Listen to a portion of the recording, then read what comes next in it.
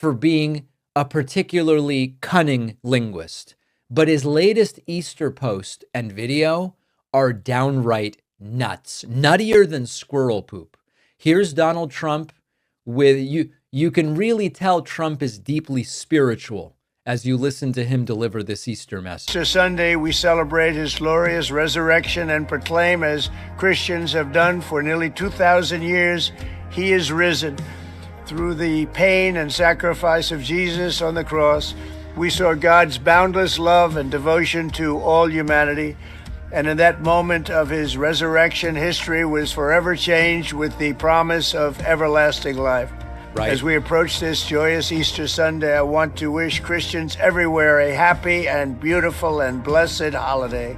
America is a nation of believers. We need God. We want God. And with his help, we will make our nation stronger, safer, greater, and more prosperous, and much more united than ever before. Yeah. Thank you to everyone, and have a really happy Easter. You can tell that Trump really means it. You can tell that he really connects with what he's saying, and he is just genuinely a deeply spiritual person. I don't mean any of that. And then we go to the Truth Social post that he put up, truly a blood-soaked, grammatically unstable rage manifesto that he put up on his own platform, Truth Central. Take a look at this. Happy Easter to all, including the radical left lunatics who are fighting and scheming so hard to bring murderers, drug lords, dangerous prisoners, the mentally insane and well-known MS-13 gang members and wife beaters back into our country. Now, we're barely a sentence in. He starts accusing his political opponents of conspiring to unleash murderers and gang members. That is not a policy critique. That's what you would expect as the result of a brainworm. And in case you were wondering, there is no left-wing plan to import wife beaters. It's just projection.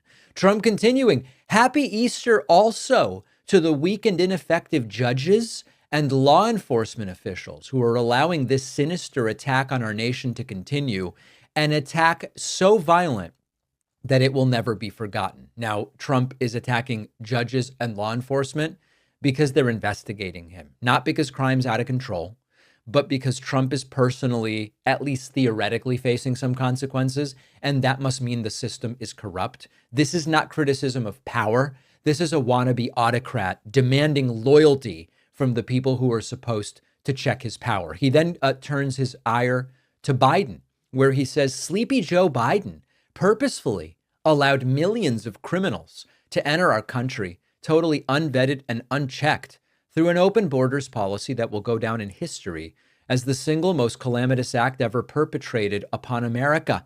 He was by far our worst and most incompetent president, a man who had absolutely no idea what he was doing. But to him and to the person that ran and manipulated the auto pen, perhaps our real president, and to all the people who cheated in the 2020 presidential election in order to get this highly destructive moron elected, I wish you, with great love, sincerity, and affection, a very happy Easter. No evidence at all about the claims regarding Biden, just like a string of randomly capitalized words and panic bait, as well as agit trash. And let's not gloss over, of course, that this is how fascist movements talk. Not with facts, but with apocalyptic fiction used to justify extreme responses, which is exactly what the Trump administration is doing.